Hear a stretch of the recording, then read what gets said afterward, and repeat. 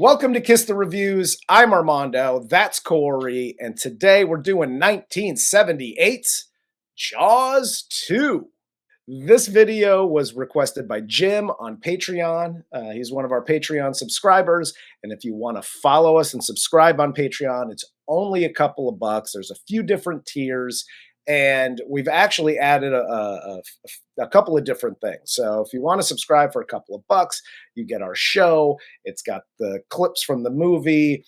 You get the pre-show stuff. If you want to do a few more bucks, you get added to the end credits as one of our supporters. And we also have a $10 subscriber tier, which is our top tier. And what's included in that is everything I just said.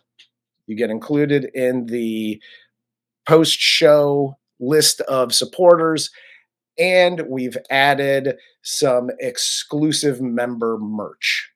So you get basically every 3 months, you'll get, after the first 3 months, you get a sticker, there's a mini print, there's a mug, and then a t-shirt. So basically every quarter, every 3 months, you get something new and free. So, and if you stick around for a year, we'll both send you a clay imprint of our penis. or not. Either way. It's not a big investment either way. Small amount of clay. Shipping costs are low for a package that small. Yeah, it's a nickel. I've looked into it for the clay. Yeah. So it's gonna basically look like somebody fucking trapped a pubic hair in sap. If you want to reach out, follow us, and get more information on the clay, you can reach out to us and follow us on Twitter, Instagram, and TikTok at Kiss the Reviews. Let's get into the cast of 1978's Jaws 2. This film stars Roy Scheider as Brody, Lorraine Gary as Ellen Brody, Murray Hamilton as Mayor Vaughn, Joseph Mascolo as Peterson, Marc Gruner as Mike Brody, and Marc Gilpin as Sean Brody. This movie, for me, I think it was the first Jaws movie that I saw. Very nostalgic for me, because I don't even know that I was born when the first one came out.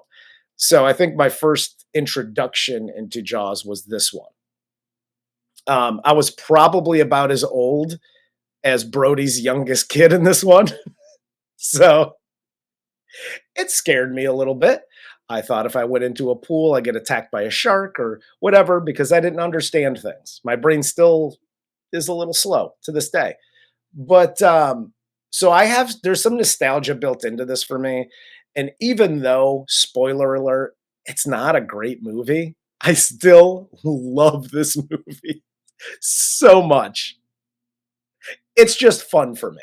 This is how slow Armando is. He saw this movie as a young child, scared him so much that a shark attack resonated with him in freshwater as well as saltwater. So he decided to move to Florida, where sharks attack on both sides of the peninsula. You were correct. Yeah, I don't fuck with the ocean. I'll just tell you that right now. And it's not because of the wildlife floating around, even though that does have a small part to do with it. The ocean's just too goddamn powerful. Oh, 100%. We know more about the moon than we do the oceans. So I'm out. Are you serious? You bet I'm serious. Well, let's get into this. So this movie opens with some scuba diving.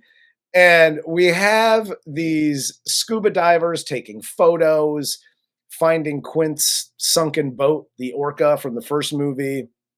And they're taking pictures and they're like, hey, bro, orca. And then a great white comes out, eats both of them. And then we cut to Brody being late to the Amity scholarship benefit. And while they're there, he just gets super horny and he's like, hey, Ellen, want to get out of here? Want to go home and bang it out? Yeah. He at least has a good sense with the rest of these old fuckers ogling this teenage girl in her fucking bathing suit. Yes. To at least take his wife home instead of actually trying to smash the teenage girl. Brody does give her quite a bit of a whistle when they announce her. They're like, "Hey, here's a 17-year-old chick, Miss Amity." First of all, was there 4? I think there's 4 girls that were up for that award, but so she won it. Congratulations. She's got her little sash and everything. One of them had a baby already. Brody gives her a little bit of a whistle, and he's like, "All right, Ellen, we got to get out of here. Well, this one's still fresh in the bank. I got to get out of here." Flesh-colored one-piece bathing suit on a 17-year-old girl. Yes, please. We'll cut the ribbon officially opening this luxurious new hotel. We cut to later, Mike Brody and his friends. They're taking their boats out on their water. They're having a good time. And it cuts back to Brody in the sheriff's office, where every asshole in Amity is complaining about the dumbest shit for him to investigate. He's the chief of police. You got a guy like, "There's a kid on the CB and he keeps saying breaker, breaker," and I'm pissed. You got another guy who's like, "The next door neighbor lady keeps dancing in a towel naked for my son." Her bedroom window faces my oldest boy's bedroom, and she's teasing him. She's dancing around in a towel. Dancing, huh? Why are you going to the police about this? Let your son look at the MILF next door who's dancing around, letting her boobies shake about. What are we talking about here? I know you're like an uptight white guy with like a paisley fucking suit on, but like, come on. What are we talking about here? Yeah, I had a couple thoughts on this one. First off, the grown woman across the way who's changing her clothes in front of her window is not trying to entice your son. She's just changing her clothes, and your son's a goddamn pervert. He's like, yeah, and you're like, "Oh, how dare this woman be naked in her own home?" That's disgusting. My pervert son likes to look out the window at the moon and stars, and he just happens to catch this woman every night enticing him. You were correct. After this, we then see the shark attack this female water skier and the driver of the boat. And of course, the shark attacks the boat after it eats the water skier, and the driver pours gasoline all over herself and fires a flare gun so the whole boat explodes. This is shit I expect like a PETA person to do if they're being attacked by a shark. It's like, "I can't kill the shark, but I don't want to get eaten. I'm gonna fucking douse myself in flames and that's it. I'm over it." This is the equivalent in a horror movie to running through the woods or in the middle of a paved road and tripping on nothing. Like just running and like, 'cause she picks it up. First of all, she picks it up. Her idea is, let me pour the gasoline on the shark and then fire the flare gun at it. Your boat's made out of wood, lady. What are we doing here? And the shark is like attached because it's eating the boat. I'm pretty sure the whole thing's going to be set ablaze. Well, like the boat, her fucking brain is also made of wood. Because this whole thing is just a shit your pants moment where she has no good reaction. She just saw her best friend get eaten. She's fucking like freaking out and she has no idea what to do. You were right. This is the point in the movie where I genuinely paused it and went and got Long John Silver. Because that burn up shark looked tasty as fuck. It looks so good. Yeah, so now you have Freddy Krueger shark in the water, like the charred face. And my favorite, this is my favorite. Or a little malt vinegar on his snout. Who's eating who? You know what I'm saying? This is my favorite part of the movie. And it's, I guess it was overlooked by me many, many years ago when I saw this.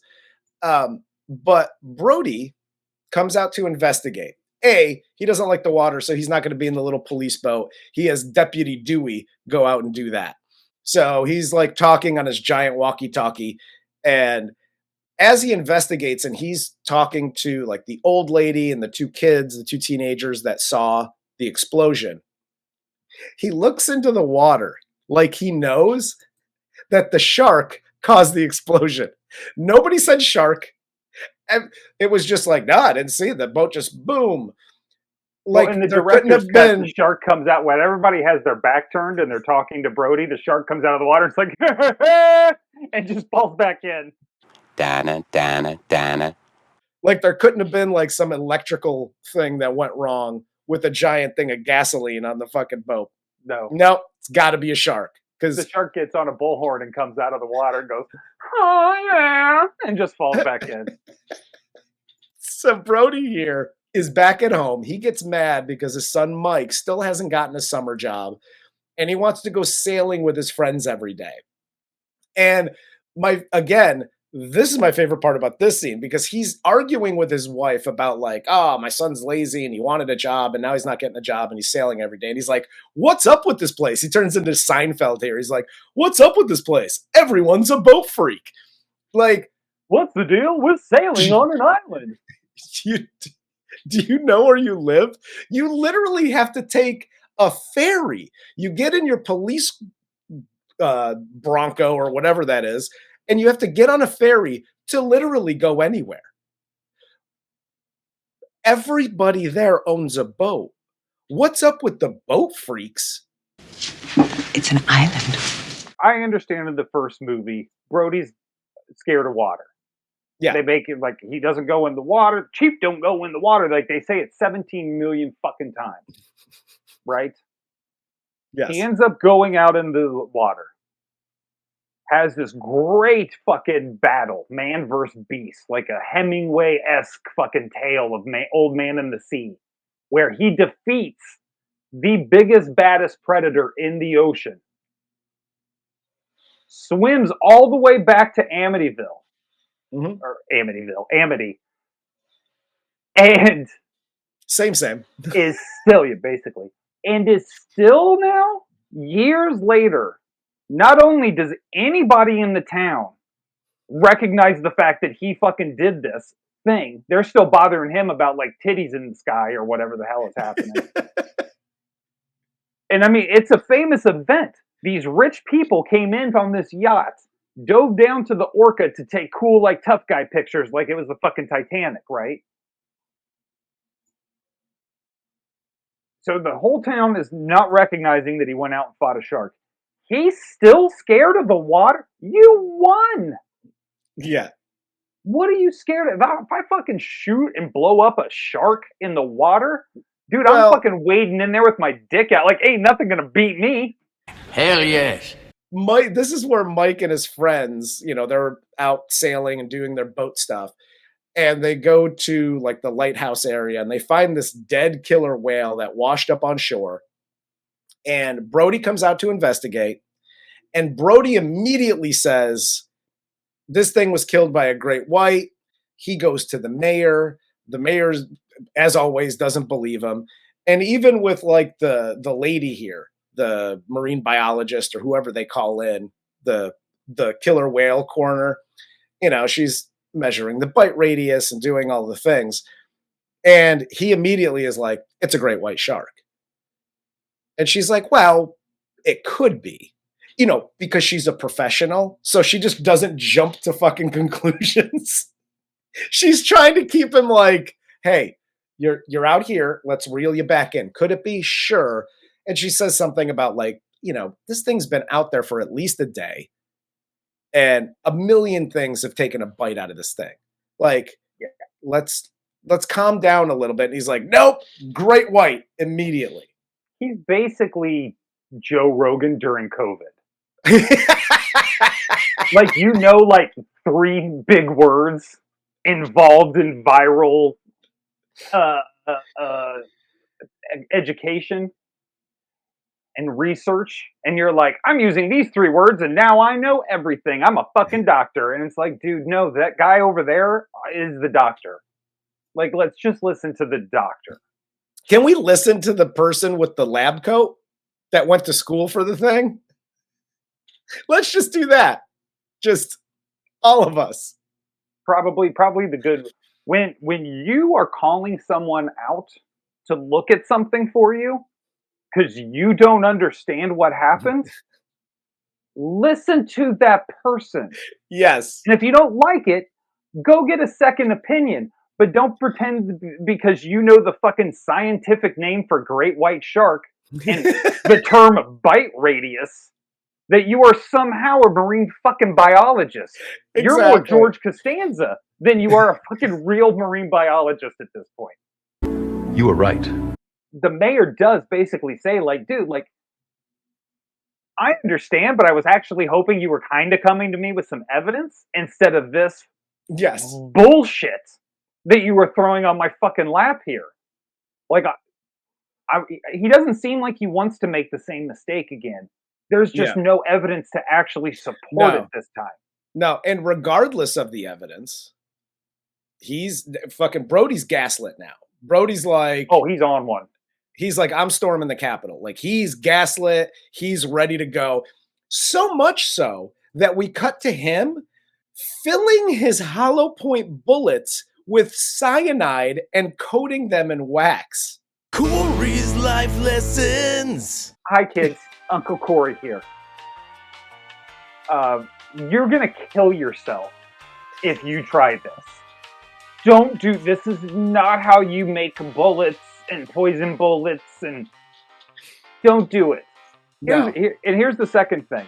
Mr. Shark Guy, who learned everything about sharks from one fucking go-round with fucking Quint and Matt Hooper. They told you in the other movie, your revolver bullets are not even going to penetrate its skin. The candle wax is somehow going to make that happen now? It's allergic to hot candle wax? Like, what the fuck are you doing? The candle wax is to coat the cyanide. Yeah, here's something else about that fun fucking fact. When you fire said round, it's hot. Yes. Very hot. Yes. You know what candle wax doesn't respond to well? Fucking heat. That candle wax is all gonna melt by the time that round's even before it's your barrel is gonna be poisoned before that fucking shark ever tastes a fucking sniff of that fucking shit. I did not know that. Yeah, isn't that fun?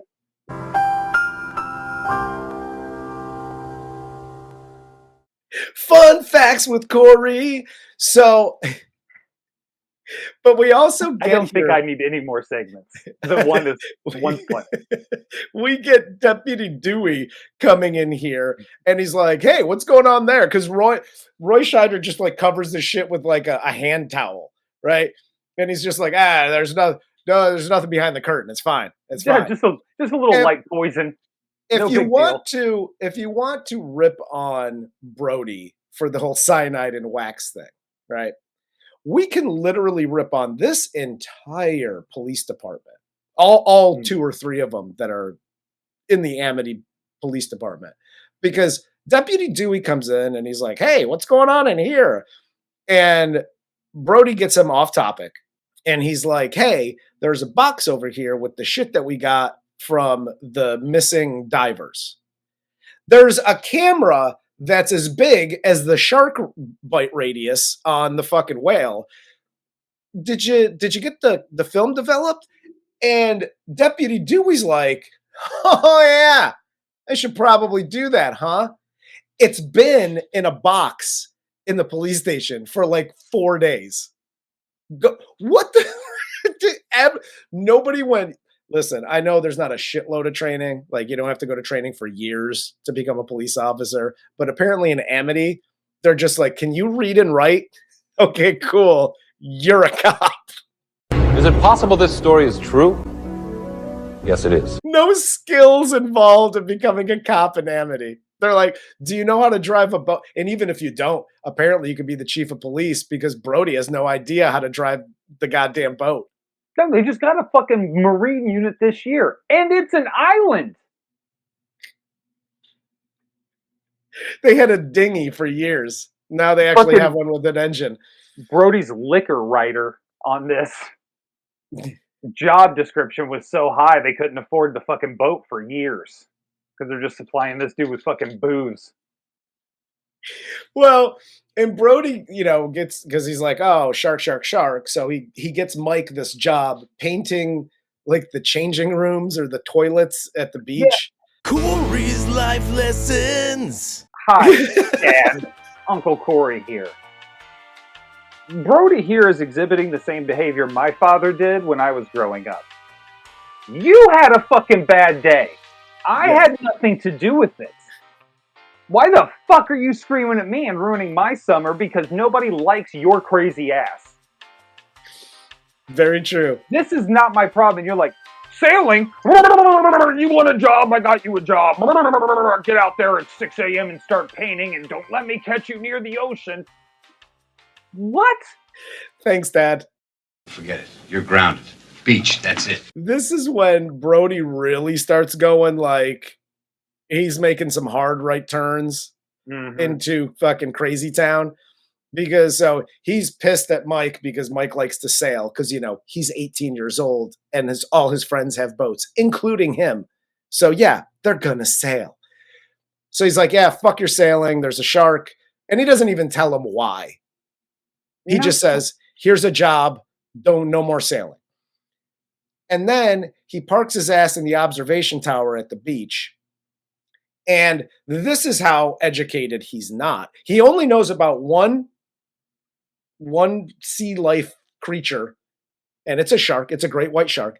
He's not even worried about lemon sharks, tiger sharks, or hammerheads. No, just great whites. That's all he knows, and that's all he gives a shit about. So he's in the observation tower. He sees a dark mass in the water. He immediately starts ringing the bell. He runs onto the shore, waving his gun like a fucking lunatic, and then just starts firing his gun into the water.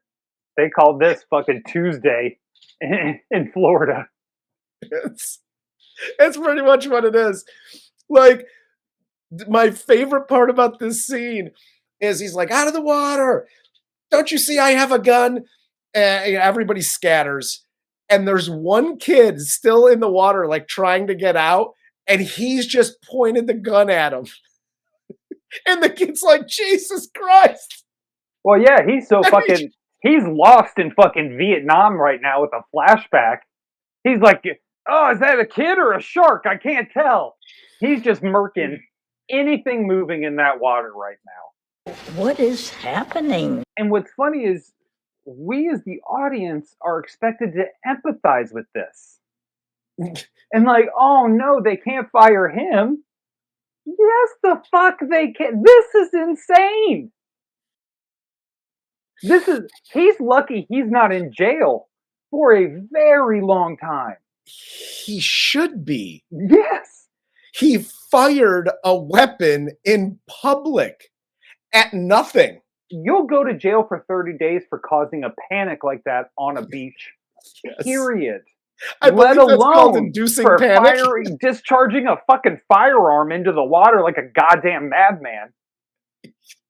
Well, again, it goes from that. So like he goes in, he's like, oh, he gets the pictures developed finally from the scuba divers, and he takes the one picture of like the shark's eye and like kind of its mouth, and he's like, the worst picture. It's a shark. It's a shark. He goes to the town hall, and they're like, you're drunk. Okay, go home. You're drunk. They fire him. And when he gets home, Deputy Dewey has already found out. He's sitting there with Ellen Brody. And fucking Brody walks in drunk as shit. And he's like, Oh, hey, we're drinking the good stuff. I figured, they got Blue Label on the table. They got some. He pulls up a bottle of Jack Daniels. I was like, that's the good stuff? Listen, I know, prices are out of control on everything right now. That bottle of Jack Daniels he's holding, I'm pretty sure is still $12. That in no universe is that the good stuff. Hell yes. Then he does the best drunk white guy move who just got fired for a perfectly good reason, which is he goes to his replacement who's been nothing but a fucking champion of his. Yeah. And he's like, have fun with my job, you fucking cocksucking, backstabbing piece of shit. What, are you gonna fuck my wife too? Huh? I'm worthless? I'm worthless? You're fucking worthless. And the guy's like, dude, what did I do? He turns into Randy Marsh from Arresting me for what? I'm not allowed to stand up for myself? I thought this was America. Huh? Isn't this America?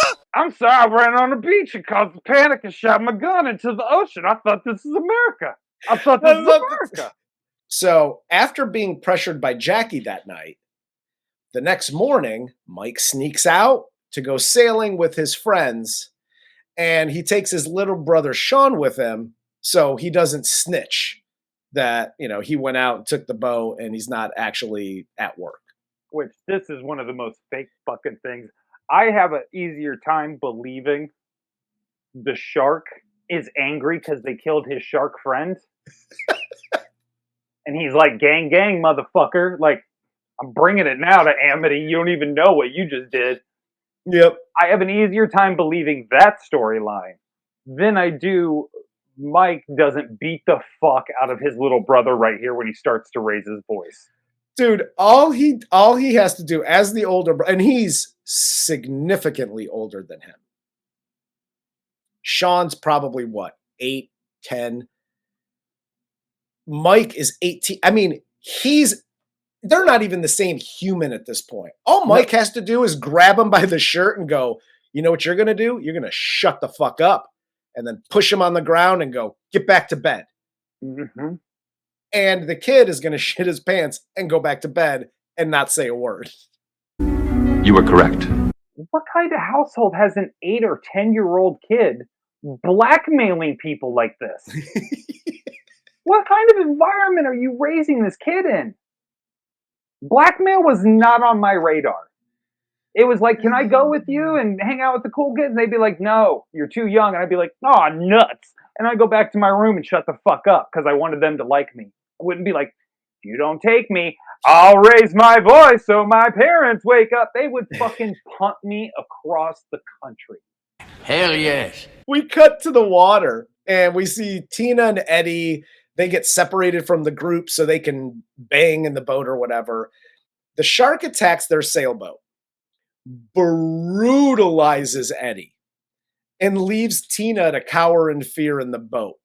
And a couple of things here. One, best kill in the movie. Like, you got the skier and you don't really see the shark. It just sucks her under. You have, like in the first movie, you have, there's a couple of good kills. This one by far is my favorite because the shark pushes the boat. So Eddie is like far from the boat. She's just like, hey, swim faster. The shark's coming. The shark takes him and he's like, you know what I'm going to do? I'm going to have a little bit of fun. I'm going to bite you at about the knees and I'm just going to push you into the boat.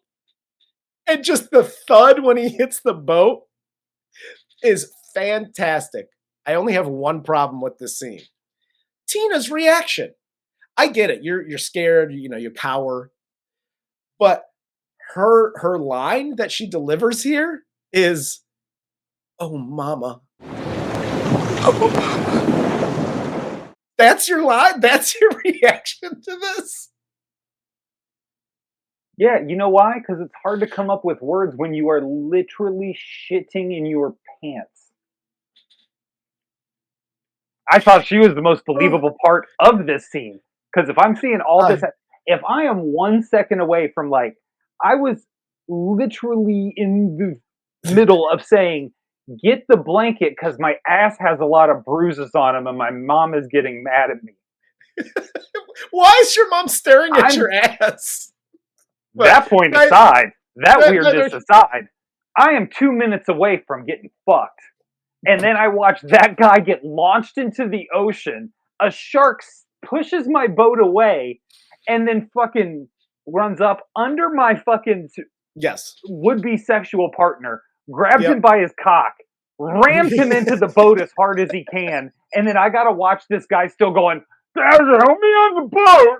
Help me on the boat. No, dude, I'm going, oh, mama. And I am shitting in my pants. And then I am curling up in the fetal position, hidden away in the front of the boat. I don't know the fucking nautical terms because I don't suck. Because I'm not a nerd. Hell yes. Brody here and Ellen find that a panicked diver is being put into an ambulance because apparently the shark attacked it or whatever. Brody thinks it's a shark, but nobody really knows what it is. And Deputy Dewey also tells Brody that Mike has gone out sailing to the lighthouse with his friends. So Brody takes the police boat along with Ellen and Dewey to go rescue these guys. This is where they find Tina's boat with Tina hiding. She tells them about the shark. And Dewey and Ellen take Tina to like this passing boat while Brody continues to search for the kids, even though he's not a nerd either. And he doesn't know what, he's just like, listen, guy, just point in the direction. That's all I fucking need. 10 degrees to, you know what? Here you go. Can you just go that way? And I'll just go that way. I have a better idea. How about Ellen and the girl get on the boat and meet in the guy who actually knows the fuck he's doing on the ocean, go hunt a shark? Because, by the way, also fair. He's the only cop left on the island. By the way, but here's the thing, though. If he dies, who's the next chief of police? It's going to be Ellen. Like, Ellen is the next chief of police. Well, I think that's how that works. One city councilman trying to bang her. I'm pretty sure she's a blowy away from being mayor at this point. Absolutely. Which we haven't even got into that subplot. Yeah. Of like the weird city councilman / businessman who's trying to bang Mrs. Brody. Yes, sir. Fantastic lady. Don't know what I would do without her. Really? Neither do I. I wish that had some resolution. Like they got back on shore or something, and the guy's like, "I'm so happy you're here," and he just fucking knocked him out. You were correct. We cut to the shark. We're getting into the end. So the shark attacks the kids, right? A few of them get knocked in the water. Mike is knocked out, and he's floating away from the boats. And they get him safely into a boat right before the shark can get to him. These two dudes, it's like the mayor's son and one of their other friends, take Mike back to shore for help. Mm-hmm. And the rest of them float on like the wrecked and mangled boats that are all like kind of stuck together now. And they're just drifting out towards the ocean. And this goes on way too long. This goes on. I don't know. It does. It totally does. This does go on way too long. And because here, just get Brody to the thing and do the thing.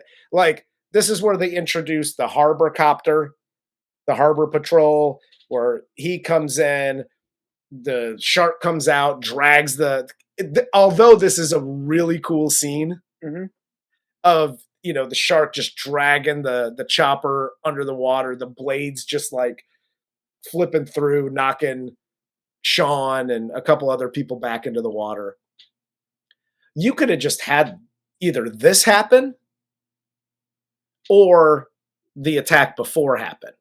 Is it possible this story is true? We get it. They're fucking teenagers floating on the ocean. All their crafts are dead, and there's a fucking shark hunting them. You don't have to physically show us how scared they are every 2 minutes. I assume that fear is taking over for the remainder of the movie. I don't think any of them is going to get brave all of a sudden and like dive in with a fucking snorkel and a knife. Yeah, no, to your point, you could condense all of these because this is the cool one. Because after like the chopper gets taken down, some people get knocked in the water. Sean's in the water. He gets to that overturned boat. Mm-hmm. There's the other girl, Marge. She gets him onto that overturned boat. She tries to get back on. She slips off. And the shark just comes and gets some num-nums on Marge. And this is where Jackie gets unbearable. Even as a child when I saw this movie. I understand there's shock, there's screaming, there's people are scared shitless, right? And going back to my point from before, I'd be screaming. The constant of her just like shaking, and they constantly cut to her here. The first time as a kid when I saw it, it was scary and then annoying. The more she was on camera, I think they went to this well one too many times. You were correct. Yeah, it's old at this point, and her doing that. It's gonna get us, and it's gonna kill. Like, shut the fuck up. Fuck. How does that fucking help anything ever? And by the way, and if you wanted to get it over with, jump in the fucking water before I push you. Because if we're ever stranded, and this is for anybody, in any type of survival situation, and you start to, oh, we're gonna die, I'm gonna fucking kill you and carve off pieces of your ass for food later on when we're all starving. Well, and the mayor's son has the most appropriate reaction here because she won't shut up, and he's like, he takes the Chris Rock bit like to a T. He's like, listen, I'm not gonna hit a woman, but I'll shake the shit out of her. he gives her CTE in this scene. This is when Brody runs into the two friends and Mike, and they're heading back to Conjunction Junction or whatever the hell. So Mike tells Brody that Sean is with them. The kids are drifting out towards Cable Junction. Brody finds them. The shark attacks again. The kids swim over to the rocks because they get knocked off. And then this is where Brody like gets his bright idea. And it's like, okay, this is Jaws 2. We need a smile, you son of a bitch. So in tying the knots, first, there's a couple of things here. First of all, I know they're all like boat people. They're all incredibly good at tying fucking knots. Like everybody. And two, like even Brody, who is not a boat person, he was like, oh, here's a fucking triple Lindy fucking knot. Everybody in this movie, everybody on the boats, Brody, anytime there needs to be a rope thrown, normally in these movies, I actually kind of appreciated it. Normally in these movies, you get the short throw and there's like some, I don't know, tension involved in getting it all hooked up. Everybody is goddamn Joe Montana when it comes to throwing ropes and getting the rope to the other person. That is the one thing I did appreciate, because it is definitely like if you have a boating community, yeah, everybody knows before you even step one foot onto a boat, or especially a sailboat of any kind, you have to know how to tie certain knots. Yeah. And then, like, always throwing the rope. You're always tossing that rope out to somebody on the dock to help guide you in carefully so you're not just crashing into fucking wood like a moron. So, yeah, it stands to reason that's exactly how they'd all be. Except for Brody. Like, I don't know why Brody is a fucking nautical wizard. No, Brody's the man. Boating. But yeah, he's like fucking He didn't go to police school. But God damn it, he went to that boat school. But we cut to the end here where he uses this inflatable rubber raft. He gets the shark's attention by pounding on the power line with an oar. And he gets the shark to bite the power cable. The shark is electrocuted, sinks to the bottom of the water. And then this is where Brody gets Sean and Jackie. They paddle to Conjunction Junction to wait for their rescue. He gets his famous last line.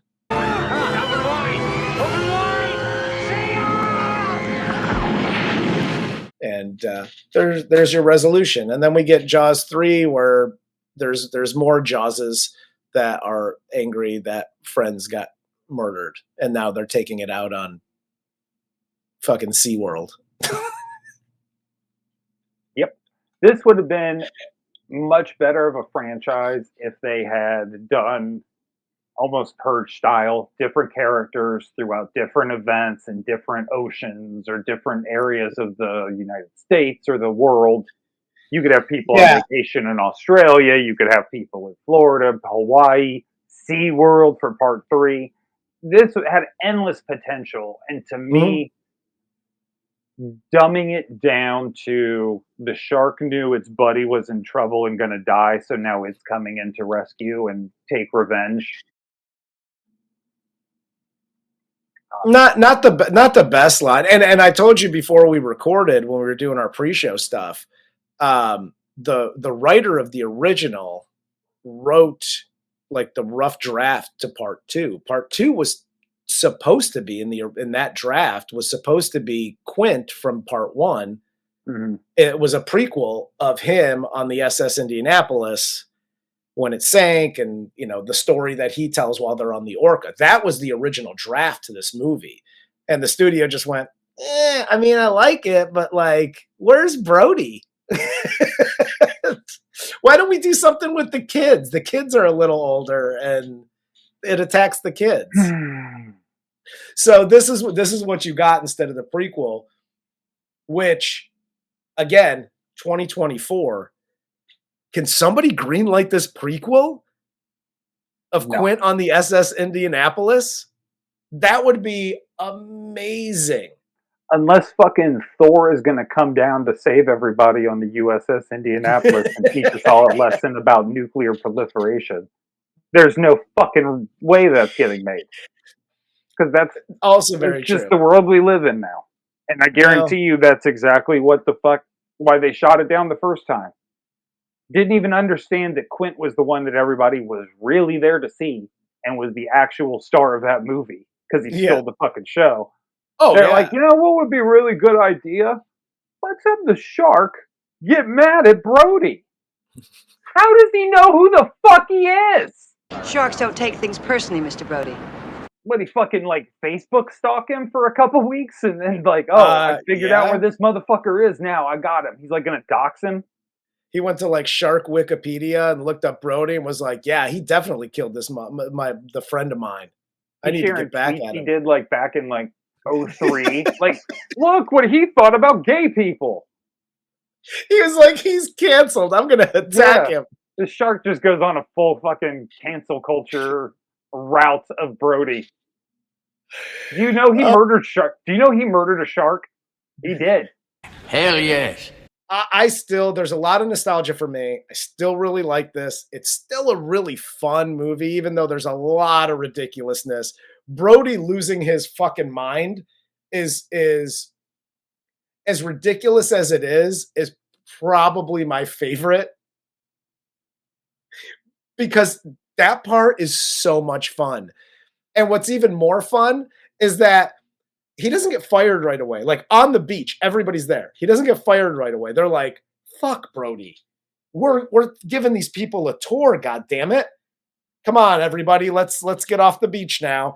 And then when he gets home and he's fired, and his wife's like, I don't know what the big deal was. I mean, so you fired your gun a little bit on the beach.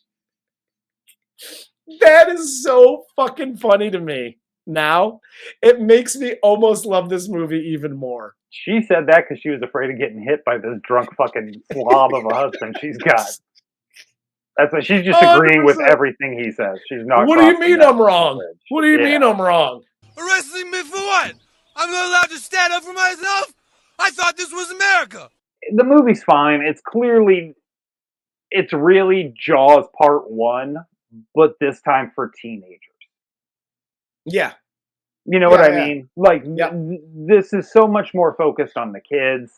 The first one was really more for the adults, and the adults are the heroes, and the adults have the answers.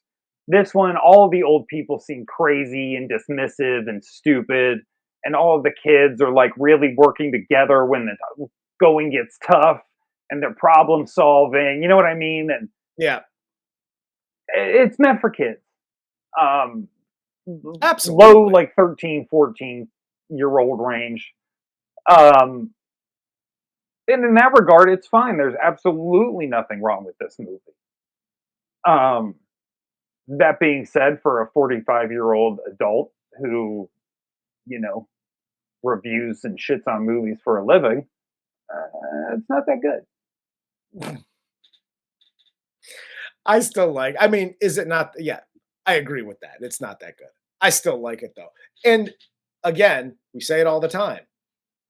I like some bad movies. There are movies that are by and large People are like, this is a fucking terrible movie. And I like them. And there's some movies that are really good that people are like, this is a great movie. And I'm like, not for me. So.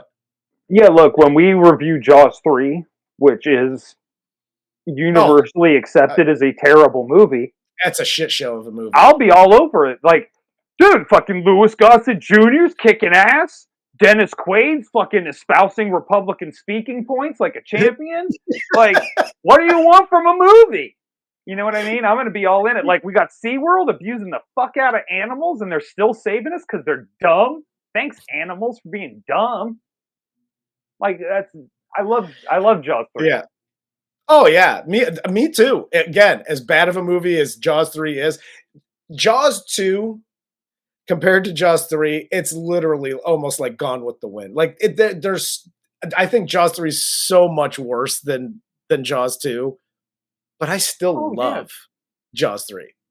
Jaws 2 compared to Jaws 3 and Jaws 4 is like goddamn comparing Dances with Wolves to fucking, I don't know, Howard the Duck and Dennis the Menace. They're different movies. Yes. Absolutely. We're not even trying in the later years. We're getting money. That's what it's about. 100%. 100%. These two, the first two movies, obviously Steven Spielberg, it's a Steven Spielberg joint. It's going to be a good movie. Period.